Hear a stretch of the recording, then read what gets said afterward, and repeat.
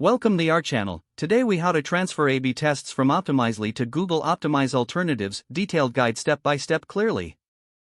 First, start by accessing your Optimizely project. Locate the A/B test you wish to transfer. Document the key details of the test, including experiment name, variations, and goals.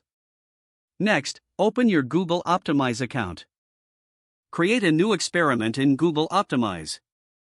Choose the A/B test option for the new experiment. Input the name of your experiment based on the one from Optimizely. Now, replicate the variations you noted from Optimizely. For each variation, ensure you set up the correct URLs and content changes. Next, define the objectives for your experiment. Use the goals that you documented from your Optimizely test. Once the variations and objectives are set, navigate to the targeting options. Specify the audience you want to include in the Google Optimize experiment. If necessary, adjust other settings, such as sample size or duration for the test. Then, integrate Google Optimize with your website for tracking.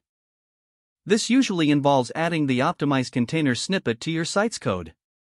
After integration, preview your experiment to ensure everything is functioning correctly. Make any adjustments as needed before launching the test. Once satisfied, click on the Start Experiment button in Google Optimize. Monitor the performance of your A/B test regularly. Evaluate the results based on the metrics you established earlier. When the test concludes, analyze the findings to make informed decisions. If necessary, document the results and insights for future reference. If the page does not load, refresh the browser or try again in a private or incognito window. Make sure you are using the correct email address, then retype it carefully to avoid small typos. If your password is not accepted, use the reset option and create a new strong password you can remember.